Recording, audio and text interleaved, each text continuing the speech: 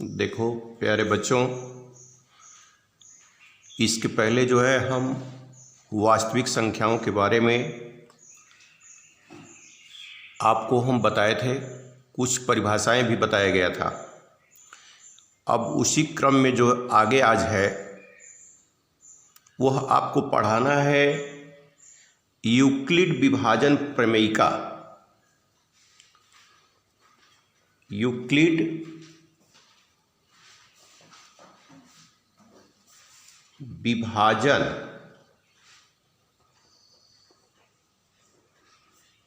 प्रमेयिका।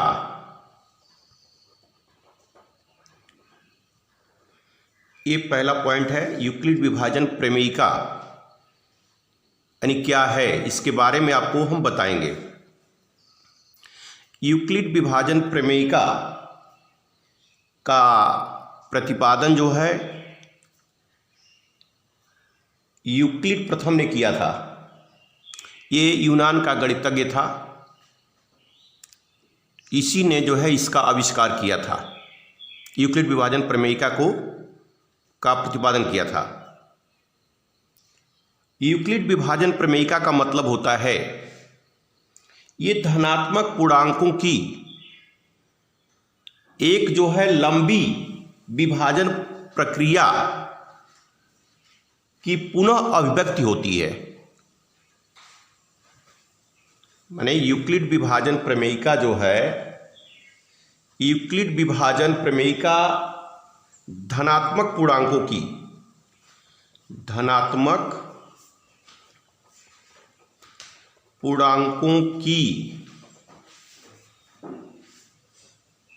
लंबी विभाजन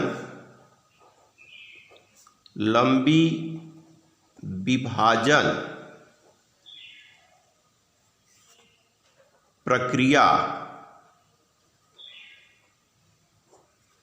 की पुनः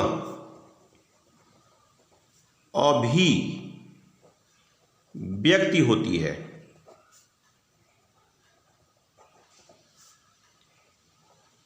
यानी इसे ही जो है यूक्लिड विभाजन प्रमेयिका कहते हैं। यानी इसमें धनात्मक पूर्णांक का होना जरूरी है, यानी धनात्मक पूर्णांक ही इसमें होते हैं।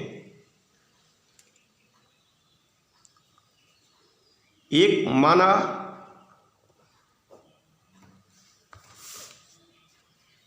एक को किसी दूसरे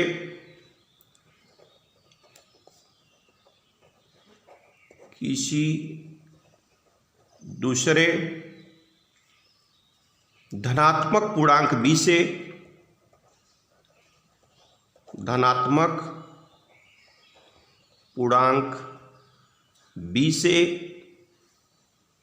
विभाजित करने पर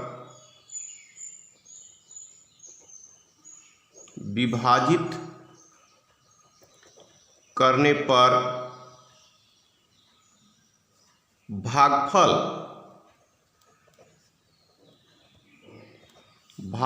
q तथा शेषफल r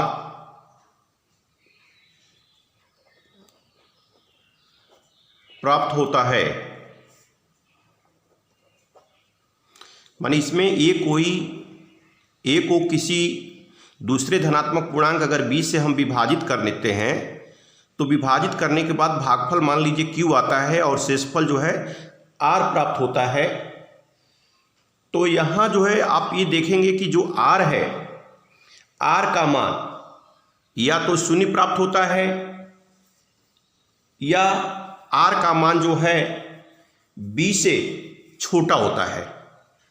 यानी जैसे मान लीजिए कि a है, a में अगर हम b से भाग दे रहे हैं तो भागफल यहाँ q आ रहा है, यहाँ भागफल जो है q आ रहा है और शेषफल जो है यहाँ जो है r बच रहा है। तो ये कहने का मतलब ये है कि जो r यहाँ आ रहा है, इस r का मान जब भी होगा तो b से छोटा होगा, अर्थात 0 से बड़ा होगा और b से छोटा होगा। यानी इसका मतलब कि r का मान जब भी होगा तो b से छोटा होगा। जैसे आप कोई भाग देते हैं, जैसे समझिए, जैसे 11 में आपको जो है 8 की भाग देना है, तो 8 की जब हम 11 में भाग देंगे तो ये भाग एक बार पहले जाएगी, फिर जो है यहाँ शेष आपका 3 बचेगा। तो 3 जो शेष बच रहा है, निश्चित है कि यह जो है b से छोटा ही होगा। अब जब शेषफल जब छोटा हो जाता है तो वहीं भाग की प्रक्रिया समाप्त हो जाती है। इसका मतलब ये हो गया कि जब भी r होगा तो वह b से छोटा होगा। यहाँ जैसे आपको बताए हैं 11 में 8 की भाग देना है, तो यहाँ जो है इसकी अगर हम तुलना जो है अगर करते हैं तो इसका मतलब कि 8 जो है b हो गया, a का मान 11 यहाँ हो गया, q का मान जो है 1 हो गया और r का मान 3 हो गया।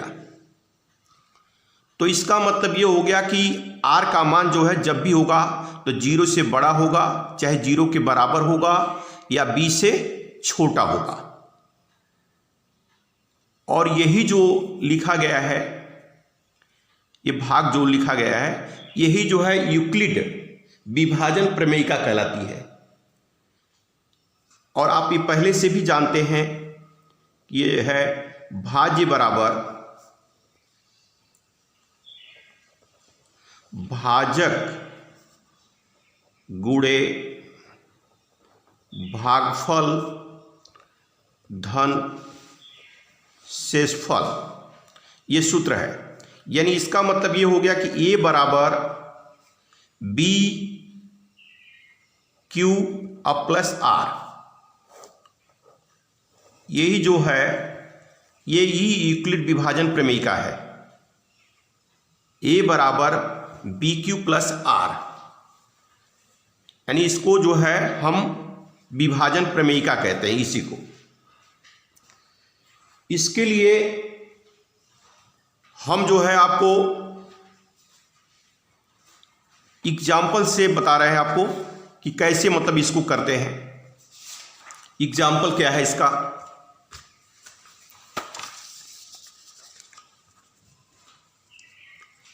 जैसे एग्जाम्पल है, दिखाइए कि प्रत्येक धनात्मक समपूर्णांक 2q के रूप का होता है तथा प्रत्येक धनात्मक विषम पूर्णांक 2q प्लस 1 के रूप का होता है। यानी एग्जाम्पल है। तो यहाँ हम देख रहे हैं कि 2q के रूप का होता है, यानी इसको सिद्ध करना है समपूर्णांक के लिए, और प्रत्येक धनात्मक पूर्णांक जो है वह 2q प्लस 1 के रूप का होता है। यानी यही हमको सिद्ध करके दिखाना है। तो यहाँ देख रहे हैं कि q के साथ जो है 2 है, तो ये जो है समझ लीजिए कि आपका b का मान है। यानी b बराबर जब भी लिखा जाएगा तो 2q लिखा जाएगा, 2 लिखा जाएगा q के साथ है। तो यानी यहाँ जो है हल जब करेंगे तो देखिए क्या कर रहे हैं, हम हल कर रहे हैं तो यहाँ a कोई धनात्मक पूर्णांक है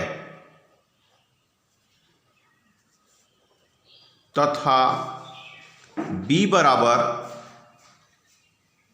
2, b बराबर 2, यानी इसका मतलब 2q है तो q के साथ 2 लगा हुआ है, तो यहां जो है b का मान 2 ही है। जहां भी ऐसा रहेगा यहां समझ लीजिए q के साथ जो संख्या लिखी रहेगी वही b का मान होगा। तो b का मान यहां 2 है, तो यूक्लिड विभाजन प्रमेयिका के अनुसार, यूक्लिड विभाजन प्रमेयिका के अनुसार a बराबर 2q प्लस r होगा, जहां r की जो वैल्यू होगी वह 0 से बड़ा होगा या 0 के बराबर होगा और b से छोटा होगा। ये मतलब r का मान होगा, यानी यहां जो है r का मान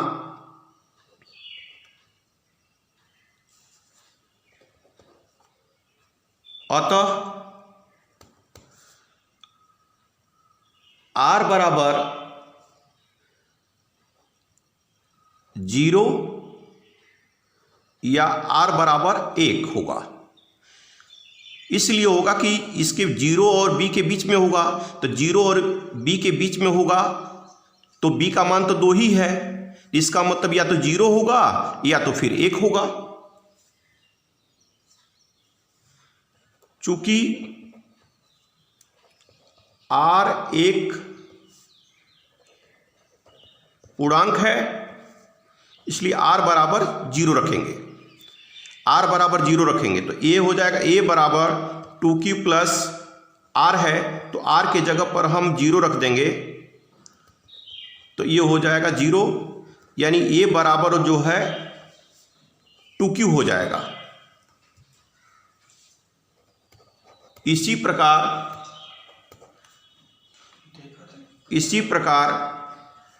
a बराबर 2q प्लस r, तो यहां r बराबर 1 रखने पर, तो जब 1 रखेंगे तो a बराबर हो जाएगा 2q प्लस 1, माने जहां ये r लिखा हुआ है r की जगह पर 1 रख देंगे तो ये हो जाएगा a बराबर 2q प्लस 1। 2q जब प्लस 1 हो जाएगा तो यहां a बराबर जो 2q है यह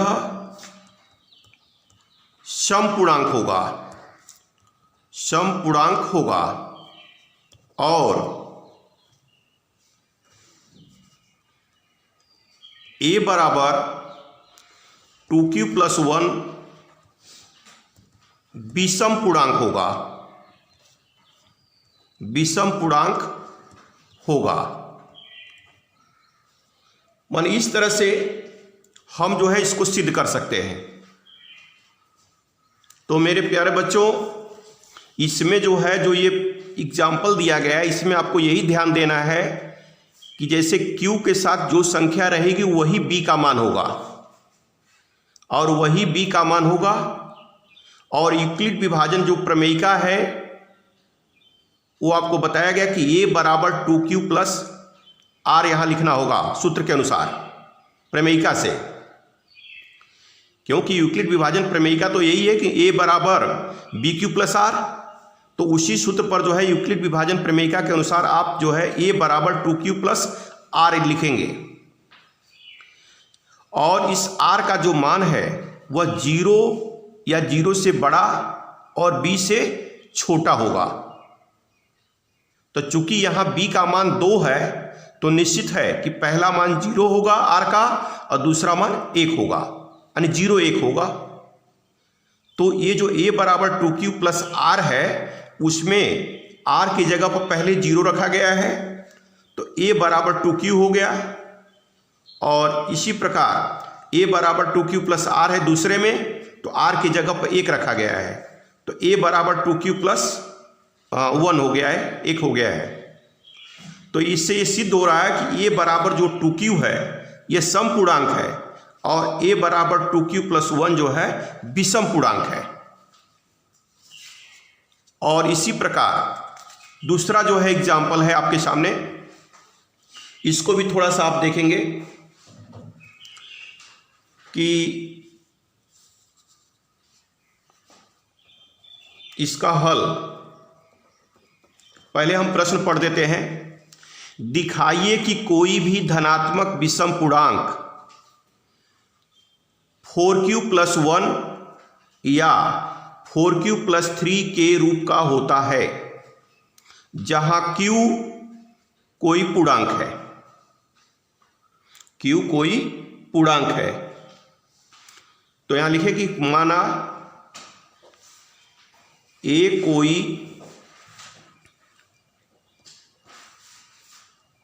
धनात्मक पूर्णांक है। तो जब a कोई धनात्मक पूर्णांक है तो यहां आपको बताया गया था q के साथ जो संख्या होगी वही b का मान होगा। तो यहां b बराबर आपको मालूम हो जाएगा अब कि b बराबर यहां क्या है, 4 होगा। b का मान 4 होगा। तो जब b का मान 4 होगा तो निश्चित है कि अब जो है यूक्लिड विभाजन प्रमेयिका के अनुसार इसको हम रखेंगे सूत्र के अनुसार। यूक्लिड विभाजन प्रमेयिका के अनुसार a बराबर 4q + r, यानी सूत्र आपको बताया गया कि a बराबर, यानी सूत्र यही होता है a बराबर bq + r, मानी ये सूत्र है यूक्लिड विभाजन प्रमेयिका का। तो उस पर जब रखेंगे तो a बराबर 4q + r होगा, जहां r का जो मान होगा वह 0 से बड़ा चाहे 0 के बराबर और आपको बताया गया कि b से छोटा होगा। तो यहां जो है यहां 4 है b का मान, यानी इसका मतलब कि r का मान 0 और 4 के बीच में होगा।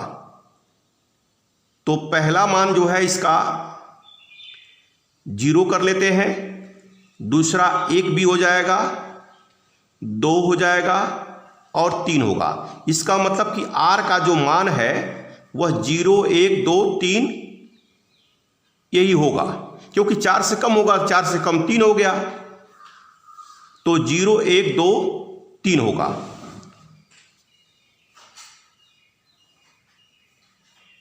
तो यहां r पूर्णांक के लिए